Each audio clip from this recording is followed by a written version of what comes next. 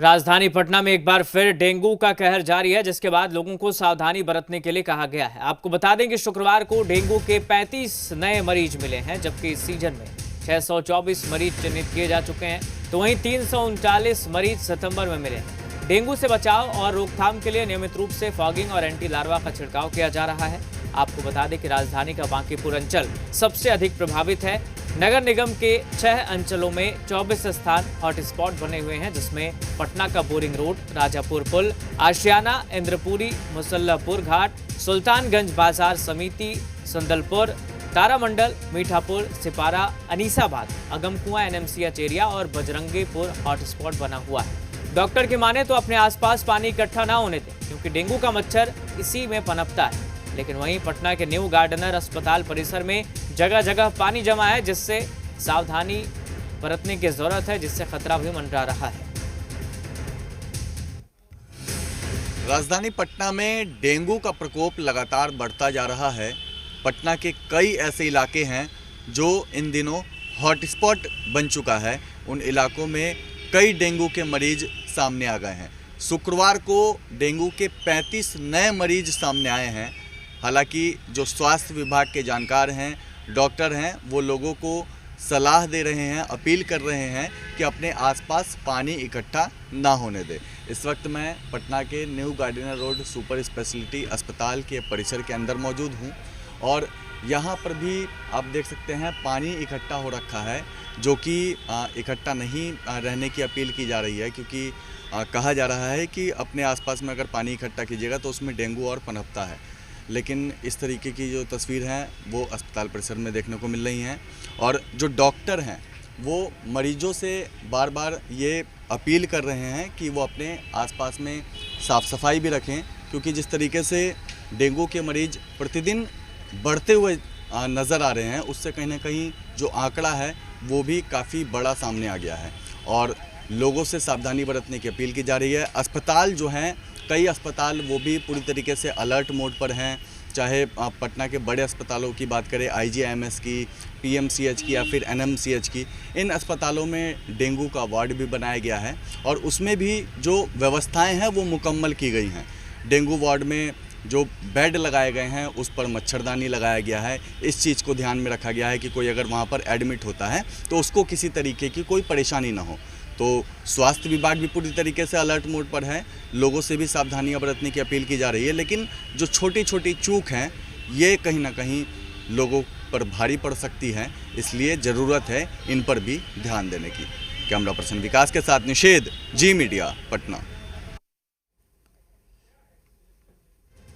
हमारे साथ निषेध लाइव जुड़ गए हैं पटना से। निषेध, क्या सलाह दी गई है ताकि डेंगू से बचें, और खासकर अगर न्यू गार्डनर अस्पताल परिसर की बात करें तो अभी भी पानी जमा हुआ है या प्रबंधन जागा है? बिल्कुल राहुल, देखिए अभी भी जो न्यू गार्डनर अस्पताल है, जहां से हमने रिपोर्ट दिखाई है, वहां पर अस्पताल परिसर में ही कई जगहों पर हल्का हल्का जगह जगह पानी इकट्ठा हो रखा है और निश्चित तौर पे ये एक बड़ी लापरवाही है, क्योंकि उस जगह पर ये पानी इकट्ठा है जहाँ पर लोग इलाज करवाने के लिए जा रहे हैं। तो वैसे परिस्थिति में कहीं ना कहीं लोग और बीमार हो सकते हैं, तो वहाँ पर सावधानी बरतने की और ज़रूरत है। इसके अलावा राजधानी पटना में कई और इलाके हैं, चाहे पाटलिपुत्रा की बात कर लें या फिर जहाँ इस वक्त मैं मौजूद हूँ, वीरचंद पटेल पथ, यहाँ पर भी मैं आपको एक बार तस्वीर दिखा देता हूँ। मेरे सहयोगी विकास आपको तस्वीर दिखाएंगे। इसी तरीके से जो पानी है वो जगह जगह इकट्ठा देखने को मिल रहा है और निश्चित तौर पे ये लापरवाही है। इस तरीके से लापरवाही नहीं बरतनी चाहिए, क्योंकि यही कारण है कि जो डेंगू के मरीज हैं वो प्रतिदिन मिल रहे हैं। हालांकि जो स्वास्थ्य विभाग है, इसके अलावा पटना नगर निगम है, दोनों ही पूरी तरीके से अलर्ट और मुस्तैद है। अस्पतालों में व्यवस्थाएं की गई हैं। नगर निगम की बात करें तो एंटी लार्वा का छिड़काव और फॉगिंग भी लगातार किया जा रहा है। लेकिन जो अपील डॉक्टर कर रहे हैं कि अपने आसपास आप पानी इकट्ठा ना करें, क्योंकि इसमें डेंगू पनपता है। इसके अलावा साफ़ सफाई रखने की जो बात कही जा रही है, तो वो साफ़ सफाई कई इलाकों में नहीं दिख रहा है।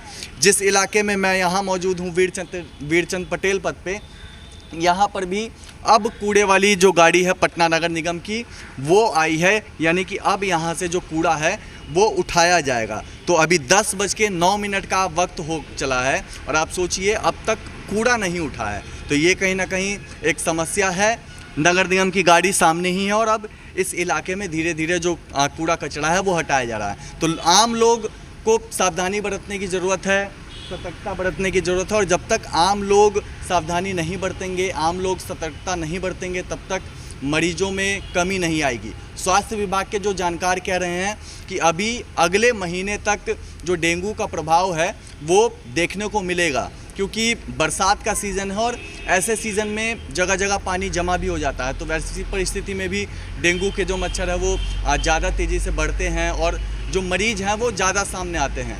लेकिन जो तैयारियां हैं वो मुकम्मल की गई हैं। छोटी छोटी जो कमियां हैं, चूक हैं, उस पर निश्चित तौर पे ध्यान देने की ज़रूरत है। अस्पतालों की भी अगर बात करें तो पटना के कई बड़े अस्पताल, वहाँ पर मुकम्मल व्यवस्थाएं की गई हैं। चाहे IGIMS की बात करें, पटना के PMCH की बात करें, NMCH की बात करें, इन अस्पतालों में डेंगू वार्ड बनाया गया है। उन वार्ड में बेड लगाए गए हैं, उस पर मच्छरदानी लगाया गया है ताकि किसी भी मरीज को किसी तरीके से कोई परेशानी ना हो जब वो इलाज करवाएं। जब वो डेंगू वार्ड में जाए तो वहाँ पर कोई समस्या ना है। लेकिन अभी भी राजधानी पटना के कई इलाके हॉटस्पॉट बने हुए हैं डेंगू के, और चाहे इस पर ध्यान देने की जरूरत है। आम लोगों से भी सलाह बरतने की अपील डॉक्टर्स ने की है। जो निर्देश दिए गए, जो गाइडलाइंस है, उनका पालन करिए। आसपास गंदा पानी ना जमा होने दें और तमाम जो चीजें हैं उसका ख्याल रखें। बहुत शुक्रिया निषेध आपका फिलहाल तमाम जानकारी के लिए। यहाँ